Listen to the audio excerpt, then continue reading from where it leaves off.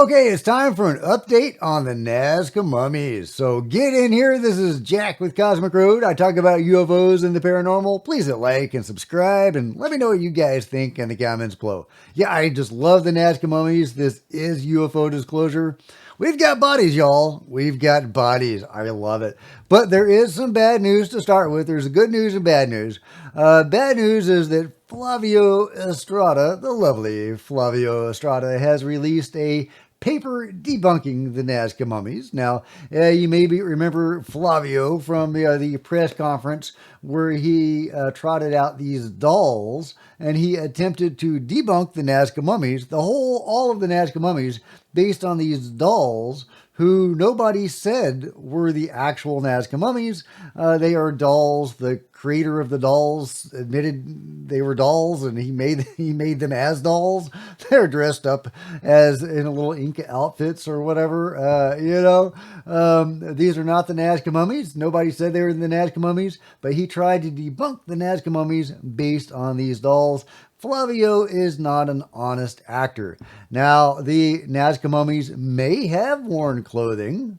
This may be actual clothing worn by the Nazca Mummies. We don't know where these artifacts are or even where this specimen might be if this is legit. There's some really interesting stuff that came out, ostensibly from the Tomb Raiders who went to the Citadel, the lab, whatever we're calling the site where the Nazca Mummies were found, and they reported seeing live beings and, and even having altercations with them. There's even video of them fighting what looks like a mantis being. Who knows if that's legit? But some of the stuff that did come out was these artifacts and these clothing worn by the Nazca beings that seem to have been sold onto the black market. Also, some of the specimens as well, unfortunately. And there's additional information on that that I've talked about before. Some of it's kind of alarming. But to get into Flavio's debunking paper, he does bring up some interesting points. Talking about the same occurs in the feet of the same specimen, although here the assembly is more erratic. In the tomographic images, it can be seen that since the phalanges of the feet are much shorter than those of the hands, proximal phalanges from an adult human were placed on them to give them greater length. Trying to say they're all assembled and stuff. However, since we know that Flavio is not an honest actor, then really, why waste our time reading the paper? So I'm not going to belabor his paper, but I did want you to know that he does have a debunking paper out there, and you can read it at your leisure. I would love to see an honest actor like Dr. John McDowell, award-winning forensics scientist, doctor, expert, address some of these seeming anomalies with the bones of Maria and Wawita, which is what Flavio was studying. Okay, and there's other unfortunate news. Jaime Maussan lost his lawsuit, or it was dismissed. He had a $300 million lawsuit against Peru, against the Ministry of Culture. I never expected him to win $300 million. That's, would have been dreaming, but I was hoping for a settlement, a big, juicy settlement of millions of dollars that could have, discouraged them from putting out more disinformation. If you can make it punitive, if you can really hurt them when they put out the disinfo, maybe they'll stop doing it or at least slow it down. But he didn't win. Didn't even go forward. It was ruled inadmissible by Peru's court. So unfortunate. Okay, now let's get to the positive news. The Daily Mail has a really good article on the Nazca Mummies, and it gets into how Maria and Montserrat died. And there's some really interesting information in here. The team has released a new analysis detailing how two of the mummies, known as Maria and Montserrat, may have died more than 1,200 years ago. The report noted that both are female. Maria, yeah, and has been some debate about whether Maria is male or female, but the last I heard, she was female. Maria was estimated to be between 35 and 45 years old at death, while Montserrat was between 16 and 25. Examinations of Maria revealed a deep cut and signs of a bite or bruise in the lower pelvis, along with several lacerations resembling claw marks. CT scans of Montserrat indicated she likely died from a puncture wound to the chest, specifically between the fifth and sixth ribs. So Montserrat may have been murdered. Maybe that was an accident of some sort. All sorts of things can cause punctures, but, it's interesting. There are yet more pieces of clear and irrefutable evidence that these bodies are 100% genuine, real, and organic, having once been alive, said Dr. Jose Zalche, expert on the investigation, in a statement to Daily Mail. They released a new analysis detailing how two of the mummies may have died. Okay, that's just the caption. In the case of Montserrat, researchers hypothesized that the cause of death was a significant trauma sustained over an extended period. Didn't they just say that she died from a puncture wound? Moving on. Dr. Zalche, former director of the Mexican Navy Medical Department, said he has analyzed 21 of the unusual bodies, noting features such as fingerprints, bone wear, dental structures, muscular anatomy, and internal organs. Yeah, the fingerprints are really interesting. They seemed more reptilian than anything. Really weird. Not human, not mammalian. The latest analysis offers new insight into the causes of death for these alleged mummies. However, the study has not been reviewed by independent experts. I don't know what independent experts there are with non-human bodies, but I guess we just need forensic experts and so on. Both specimens were found with elongated skulls, 3 fingers and toes, and internal organs, including a heart, liver, and intestines. CT scans of one specimen, known as Maria, who measures 5 feet 6 inches, revealed bite marks, fractures, blood clots in the tissue, and signs of internal trauma. Dr. Zalche and his team identified a significant cut near the lower pelvis, along with what appeared to be bite marks or bruises and several small puncture wounds. Yeah, it's really interesting how these beings seem to have lived. Multiple of these beings had, signs of like animal attacks, bites, punctures. One of the smaller beings had a broken clavicle that they suspect was broken in an attack by a cat of some sort. I don't know if that's a cougar or a bobcat, whatever they have in Peru, which would have been a monstrous size, two of those little beings. And that's right where she had one of the implants over her breast. Really, really interesting. But the implant, we don't know if that was in response to the broken clavicle or not. Because they have all sorts of implants that don't seem to correspond to any wounds or broken bones. So let's see. I'll let you read the whole thing if you want. There's some good information in there. But I did want to get on to some of the other stuff that I saw that was really interesting. This is not strictly Nazca Mummy related, but it is Nazca Mummy related, and it is very interesting. From megalithic marvels, scientists from the University of Dresden measured the magnetic field and found that it changes 8 feet below the surface of many of the Nazca lines. And they also discovered that the ability to conduct electrical currency was 8,000 times higher on the lines. Now, I haven't independently verified this, but that would be really interesting if there were electromagnetic anomalies associated with the Nazca lines. And obviously, there's the question as to whether humans made these, or if humans did make them, did they make them in response to contact with beings? why did they make these things? They could only be seen from above, right? So if there are electromagnetic anomalies associated with these things, or if they are weird in some way, physically, scientifically, measurably weird, then you have to wonder if it was more than just some people drawing lines in the sand. If they were functional in some way. Super fascinating, really is. Let's see. We also had an interview with Dr. Zuniga, brought to us by Incredible Histories, who actually went to Peru. And this is an AI dubbed interview with Dr. Zuniga. Completely different from a human. According to DNA studies, Maria has 33% human DNA, and the rest of the DNA does not correspond to any species on Earth, right? It is a completely different species. The characteristics of Maria are that she has a long head. Slope towards the back, right? She has no hair. The eyes are excessively large, right? The eye sockets are very large.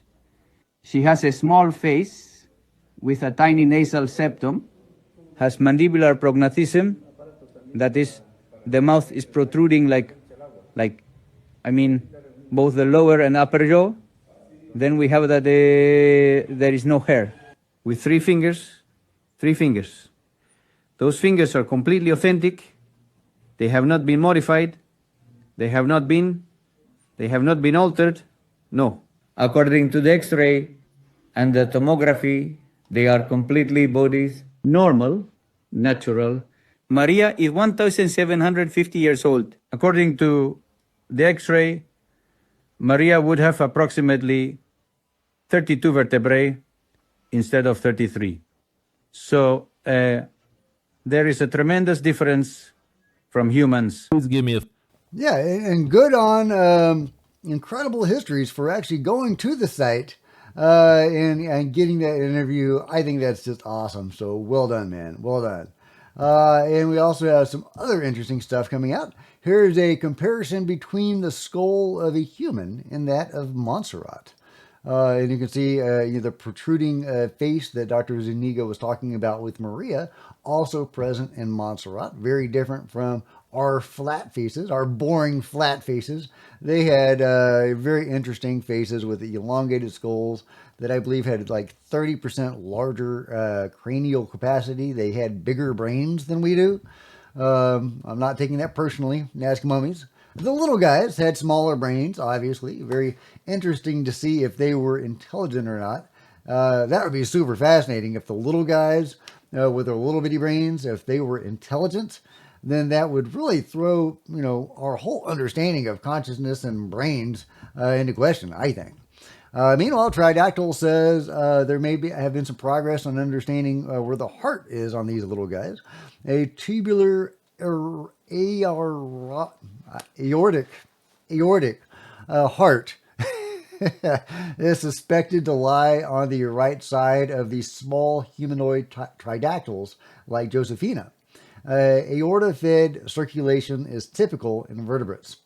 Peristaltic in design, this elongated heart likely propelled blood in waves, supporting a hydrostatic limb hypothesis, not unlike a cephalopod in morphology.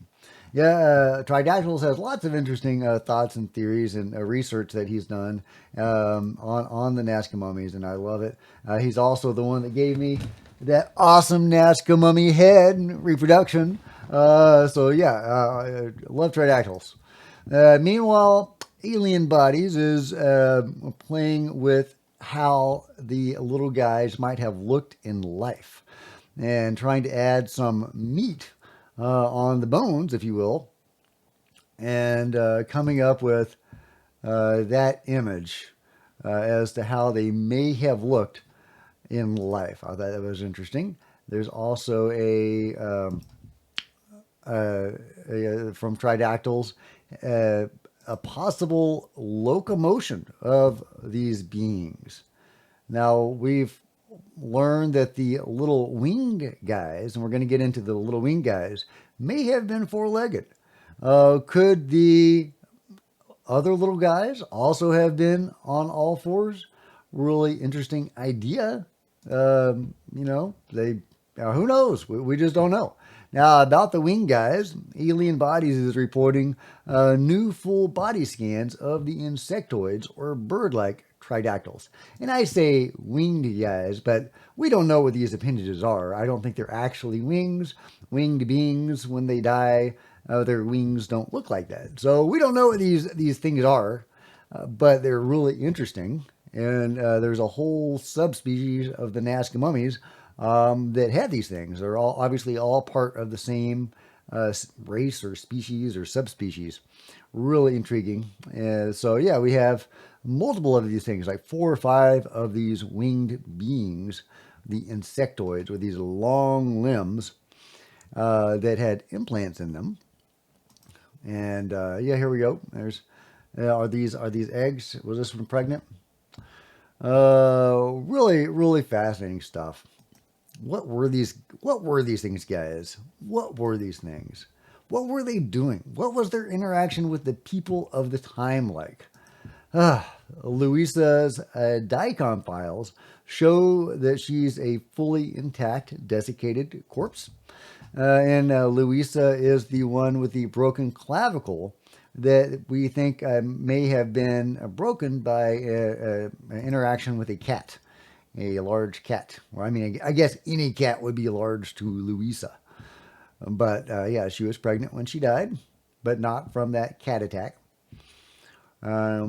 Yeah, I mean, these are authentic bodies of non-humans. How is this not worldwide front page news around the clock? We have non-human bodies with implants. They're pregnant. They've been authenticated by like 50 plus scientists and doctors, award-winning forensics, analysts, chief pathologist of the Mexican Navy, and so on. Universities have studied them. Why is this not like, this should be the story around the world. And here is a possible sighting or a scan showing the fetus inside Louisa's egg, which would be super fascinating, right? And, we talk about Montserrat and how Raphael, the fetus that was inside Montserrat, she would have given a live birth to Raphael. Well, Raphael appears to be a tridactyl fetus inside a tridactyl mother. Clearly, like the smoking gun. There's no way to fake that. Intricate capillaries and stuff going into the fetus. No way to fake that. That is the smoking gun that these were real tridactyl beings in human beings. Well, we might have a similar situation with the little guys, with the eggs, because they were egg-laying beings, which is really interesting. And another way to show that they all of these beings did not evolve naturally. They're all tridactyl beings. They are completely different in morphology, and they even had different reproductive cycles. So, there's, even though they go together as part of a group of beings, because they're all tridactyl and in the same area, the same site, they were wildly different.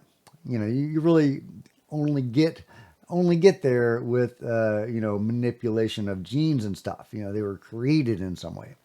So could this be a fetus inside Louisa's egg? Could this be the smoking gun that the little guys are, authentic in the same way that the big ones are? Now, I don't think there's really much doubt.